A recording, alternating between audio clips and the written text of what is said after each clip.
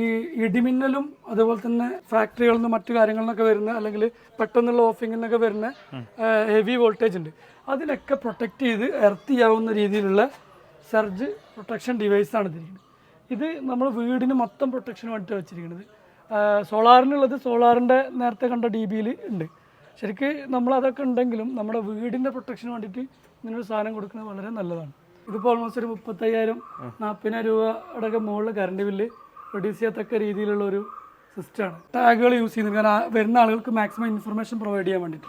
അല്ലെങ്കിൽ എന്താ വെച്ചാൽ എന്തെങ്കിലും ഒരു മാൽ പ്രാക്ടീസോ അല്ലെങ്കിൽ ഒരു മിസ്ലീഡിങ് നടന്നു കഴിഞ്ഞാൽ പിന്നെ നമ്മുടെ പ്ലാന്റ് കംപ്ലൈൻ്റ് ആയി പോകും, അത് വലിയൊരു നഷ്ടത്തേക്ക് മാറും. NVR എന്ന് പറയും. അതെന്താണെന്ന് വെച്ചിട്ടുണ്ടെങ്കിൽ ഇതിന് എന്തെങ്കിലും തരത്തിൽ വോൾട്ടേജിലുള്ള ഫ്ലക്ച്വേഷൻസ് വന്നാൽ ഈ സിസ്റ്റം പ്രൊട്ടക്ഷൻ കിട്ടാൻ വേണ്ടിയിട്ട് അത് താനെ ഓഫായി പോകും. ഇതിനകത്തുള്ള എല്ലാ നോട്ടിഫിക്കേഷൻസും അതുപോലെ തന്നെ അലേർട്ടുകളെല്ലാം തന്നെ അവർക്ക് ലോകത്തിൻ്റെ ഏത് കോണിൽ നിന്നും കാണാൻ പറ്റും.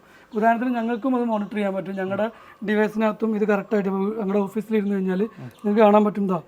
ഇത് വിക്രം സോളാറിൻ്റെ 545 വാട്ട് പീക്കിൻ്റെ ഒരു മോണോപ്പർക്ക് ഹാഫ് കട്ട് പാനലാണ്. അത് DCR മൊഡ്യൂളാണ്. അതുകൊണ്ടാണ് നമുക്കിപ്പോൾ സബ്സിഡിയിൽ ചെയ്യാൻ പറ്റുന്നത്.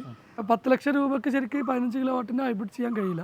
കുറച്ച് ബാറ്ററിയും കൂടി ഇൻവോൾവ് ആകുമ്പോൾ കോസ്റ്റ് കുറച്ചും കൂടി കൂടും. എക്സ് പ്രവാസിയും ബിസിനസ്സുകാരനായിട്ടുള്ള ഉസ്മാൻ ഖാൻ്റെ വീടിൻ്റെ മുകളിൽ ഇതുവരെ നമ്മളുണ്ടായത് കേട്ടോ. അവിടുന്ന് സോളാർ പാനൽ കാര്യങ്ങളൊക്കെ കണ്ട് വീടിൻ്റെ താഴേക്ക് ഇറങ്ങിയിട്ടുണ്ട്. ഇവിടെ വീട്ടിൽ 2 മാസം കൂടുമ്പോൾ ഏകദേശം 25,000 രൂപ റേഞ്ച് കറണ്ട് ബില്ല് വരുന്നുണ്ട്. ഇത്രയും എക്സ്പെൻസ് ഇവിടെ മുടക്കിയല്ല.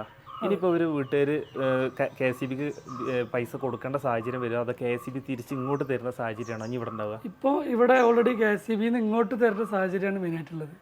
കാരണം എന്താ വെച്ചിട്ടുണ്ടെങ്കിൽ ഇതിപ്പോൾ ഓൾമോസ്റ്റ് ഒരു 35,000-40,000 രൂപയുടെ മുകളിൽ കറണ്ട് ബില്ല് റെഡ്യൂസ് ചെയ്യത്തക്ക രീതിയിലുള്ള ഒരു സിസ്റ്റമാണ്. ഇതിപ്പോൾ നിങ്ങൾക്ക് കാണാൻ പറ്റും, നമ്മൾ മുകളിൽ നിന്ന് പാനലിൽ നിന്ന് വന്നിട്ടുള്ള പവർ നേരെ വന്നിട്ട് കണക്ട് ചെയ്തിട്ടുള്ളത് ഈ ഒരു ഡീപ്പ് ഡിസ്ട്രിബ്യൂഷൻ ബോക്സിലാണ്. ഇത് ഞാൻ പറഞ്ഞ നേരത്തെ 3 സ്ട്രിങ് പറഞ്ഞ പോലെ തന്നെ ഈ 3 സ്ട്രിങ്ങുകളും വന്നിട്ട് ഓരോ SPD-യിലും പിന്നെ MCBയിലും അതുപോലെ തന്നെ ഫ്യൂസിലും കണക്ട് ആയിട്ടാണ് ഇത് ഇറങ്ങി പോകുന്നത്. എന്ന് വെച്ചാൽ അതിൻ്റെ അത്രയും പ്രൊട്ടക്ഷനും കാര്യങ്ങളും കൊടുത്തിട്ടാണ് ഇത് ഇറങ്ങി വരുന്നത്. അത് വന്ന് നേരെ നമ്മുടെ ഇൻവെർട്ടർ സെഗ്മെൻറ്റിൽ വന്നു. ഇൻവെർട്ടറിൽ വരുമ്പോൾ നമുക്കിതിൽ ഇൻഫോർമേറ്റീവായിട്ട് നമ്മൾ ഇവിടുന്ന് ടാഗൊക്കെ യൂസ് ചെയ്തിട്ടുണ്ട്. കാരണം കറക്റ്റായിട്ട് ഇപ്പോൾ ഇനി ആരൊക്കെ സർവീസിന് വരാമെന്ന് പറയാൻ കഴിയില്ലല്ലോ. അപ്പോൾ നമ്മൾ എന്ത് ചെയ്തു വെച്ചിട്ടുണ്ടെങ്കിൽ ഇതിനകത്തൊക്കെ ടാഗുകൾ യൂസ് ചെയ്യുന്നത് കാരണം വരുന്ന ആളുകൾക്ക് മാക്സിമം ഇൻഫർമേഷൻ പ്രൊവൈഡ് ചെയ്യാൻ വേണ്ടിയിട്ട്. അല്ലെങ്കിൽ എന്താ വെച്ചാൽ എന്തെങ്കിലും ഒരു മാൽ പ്രാക്ടീസോ അല്ലെങ്കിൽ ഒരു മിസ്ലീഡിങ് നടന്നു കഴിഞ്ഞാൽ പിന്നെ നമ്മുടെ പ്ലാന്റ് കംപ്ലൈൻ്റ് ആയി പോകും, അത് വലിയൊരു നഷ്ടത്തേക്ക് മാറും. പിന്നെ അതേമാതിരി തന്നെ ഇതിൻ്റെ ഈ ഒരു സെഗ്മെൻറ്റ് കൺവേർട്ട് ചെയ്തിട്ട് ഔട്ട് ചെയ്ത് തരുന്ന ഭാഗത്ത് നമുക്ക് ഈ KSEBക്ക് ഔട്ട് ചെയ്യുന്ന ഭാഗത്തുള്ള പ്രൊട്ടക്ഷൻസാണ് ഈ കാണുന്നത്. അതിൽ നമുക്ക് സ്നൈഡറിൻ്റെ MCB കൊടുത്തിട്ടുണ്ട്, അതേപോലെ തന്നെ SPD കൊടുത്തിട്ടുണ്ട്, LNTൻ്റെ ഒക്കെ നമ്മുടെ കോണ്ടാക്റ്റും കാര്യങ്ങളൊക്കെ കൊടുത്തിട്ടുണ്ട്. NVR എന്ന് പറയും, നോ വോൾട്ടേജ് റിലേ. ഓക്കെ, അതെന്താണെന്ന് വെച്ചിട്ടുണ്ടെങ്കിൽ ഇതിന് എന്തെങ്കിലും തരത്തിൽ വോൾട്ടേജിലുള്ള ഫ്ലക്ച്വേഷൻസ് വന്നാൽ ഈ സിസ്റ്റം പ്രൊട്ടക്ഷൻ കിട്ടാൻ വേണ്ടിയിട്ട് അത് താനെ ഓഫായി പോകും. അതിന് വേണ്ടിയിട്ടാണ് അത് വെക്കുന്നത്. പിന്നെ അതിൽ നിന്നും പിന്നെ നമുക്ക് വീട്ടിലേക്ക് പോകുന്ന ലോഡ് വെച്ച് നോക്കുകയാണെങ്കിൽ ഇങ്ങനൊരു പോർഷൻ വന്നിട്ടുണ്ട്. ഇവിടെ കണ്ടോ, ഇത് വീട്ടിൽ നിന്ന് ലോഡ് പോകുന്ന ഒരു ഭാഗത്തുള്ള MCB ആണ്. ഇതിൽ ഇപ്പോൾ ഇൻവെർട്ടർ ലോഡ് പോകുന്നത് ഇതിൽ നിന്നാണ്.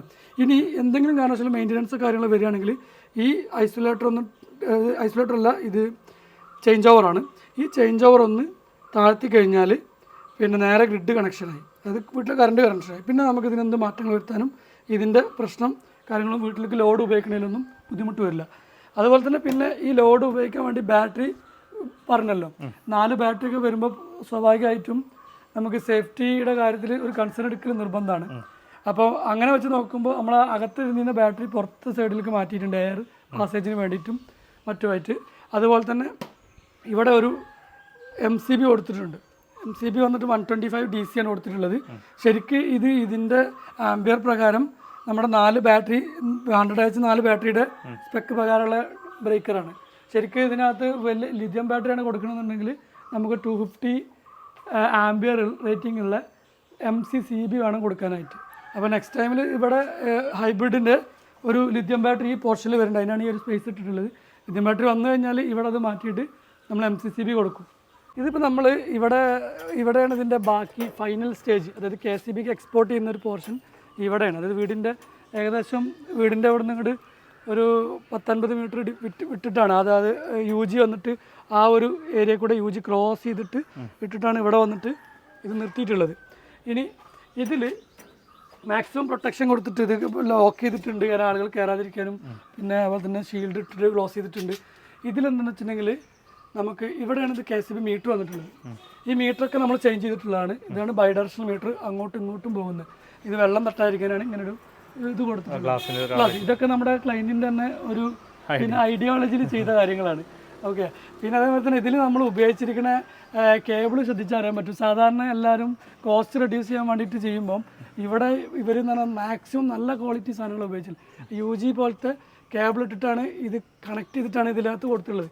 100% പ്രൊഡക്ഷൻ ഔട്ട് ചെയ്യാനുള്ള കപ്പാസിറ്റി ഉണ്ട്. പ്രൊഡക്ഷൻ മീറ്റർ അതായത് വെച്ചാൽ നമ്മുടെ ഇതിൽ നിന്ന് കിട്ടുന്ന എക്സ്പോർട്ട് ചെയ്യുന്ന പവർ ഔട്ട് ചെയ്യുന്നതിന് മുന്നേ മോണിറ്റർ ചെയ്യുന്ന ഒരു പ്രൊഡക്ഷൻ മീറ്ററാണിത്.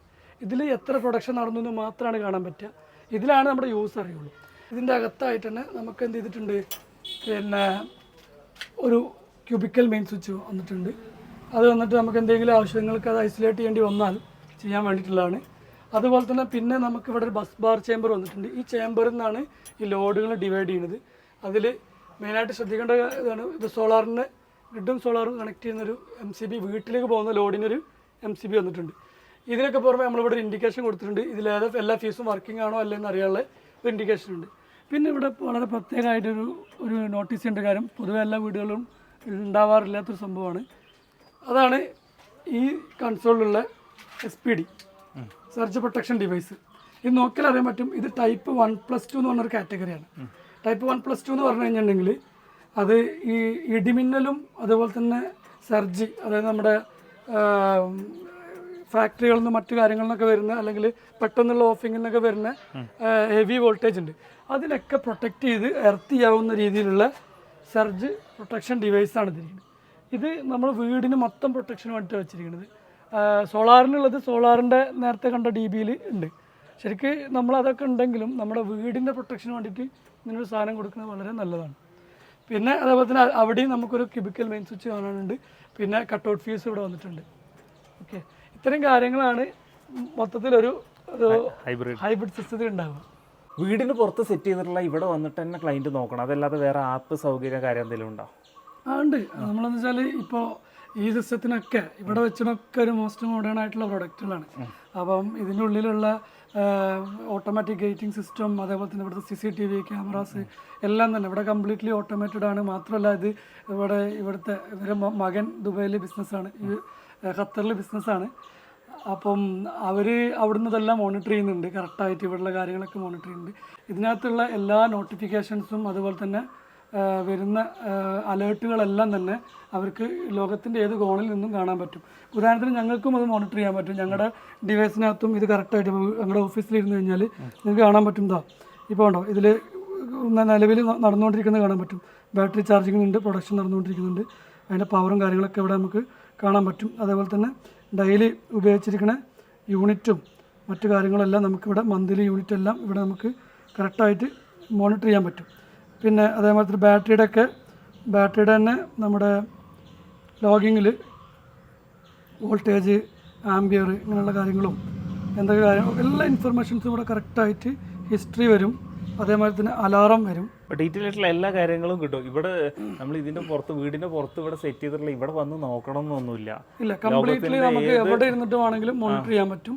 അതേപോലെ തന്നെ നമുക്കിപ്പോൾ ഏതെങ്കിലും ഒരു കമ്പനിയുടെ സർവീസ് അസൈൻ ചെയ്യേണ്ടി വരികയാണെങ്കിൽ അവർക്ക് തന്നെ ഇതിൽ നിന്നും ആ സർവീസ് അവർക്ക് ഫോർവേഡ് ചെയ്ത് കൊടുക്കാനൊക്കെ പറ്റും. കാരണം അപ്പോൾ അവർ വന്ന് മോണിറ്റർ ചെയ്യണ സമയത്ത് ഇവരെ മൊബൈൽ ഫോണിൻ്റെ ആവശ്യമൊന്നുമില്ല. ആ ഒരു പർട്ടിക്കുലർ ടീമിനെ മോണിറ്റർ ചെയ്ത് കാര്യങ്ങൾ റെഡിയാക്കിയതിന് ശേഷം പിന്നെ അവർക്ക് അവർ ഓതറൈസേഷൻ ക്യാൻസൽ ചെയ്യാനുള്ള ഓപ്ഷനൊക്കെ ഇതിനകത്തുണ്ട്. അതായത് അത്രയും പൈസ മുടക്കിയതിൻ്റെ ആ ഒരു ക്വാളിറ്റി, കൺവീനിയൻസ് കാര്യങ്ങളെല്ലാം ഇതിനുള്ള ഒരു കൺവീനിയൻസ് നമുക്കുണ്ട്. ക്ലയൻറ്റിൻ്റെ റിക്വയർമെൻറ്റ് എന്ന് പറഞ്ഞാൽ ഓൾറെഡി ആൾ ഇതിനെക്കുറിച്ച് ഭയങ്കര അവെയർ ആയിട്ടുള്ള ഒരാളാണ്. പോരാത്ത ആൾ പുറത്ത് പറഞ്ഞല്ലോ ബിസിനസ് ആണെന്നല്ലേ. അപ്പോൾ അവർ ഓൾറെഡി ഹൈബ്രിഡ് ചൂസ് ചെയ്യാനുള്ള റീസൺ എന്താണെന്ന് വെച്ചിട്ടുണ്ടെങ്കിൽ ഇവിടുത്തെ വോൾട്ടേജ് ഫ്ലക്ച്വേഷൻസും പ്രോപ്പറായിട്ടുള്ള കറണ്ട് കിട്ടായികയൊക്കെ കൊണ്ടാണ്. അപ്പോൾ ഇവിടെ എപ്പോഴും എല്ലായ്പ്പോഴും ഉണ്ടാവില്ല, ചില സമയങ്ങളിൽ കറണ്ട് പോകും. അപ്പോൾ ഇവരുടെ ഈ സേഫ്റ്റി ഫീച്ചേഴ്സിൽ ഉള്ള ഇവിടെ ഉപയോഗിക്കുന്ന ബാക്കി കാര്യങ്ങൾ CCTV ക്യാമറകളൊക്കെ ഓഫ്ലൈനിലേക്കൊക്കെ പോകാനുള്ള ചാൻസ് വളരെ കൂടുതലാണ്. അപ്പോൾ അതൊന്നും ഇല്ലാണ്ടിരിക്കാൻ അവർക്ക് എപ്പോഴും മോണിറ്റർ ചെയ്ത് കിട്ടാനും പിന്നെ എല്ലായ്പ്പോഴും ഇവിടുത്തെ പവർ ഇവിടെ AC ആണെങ്കിലും ബാക്കി കാര്യങ്ങളൊക്കെ ഫുൾ ടൈം റൺ ചെയ്യാനും കൂടിയാണ് ഈ ഒരു സംഭവം ചൂസ് ചെയ്തിട്ടുള്ളത്.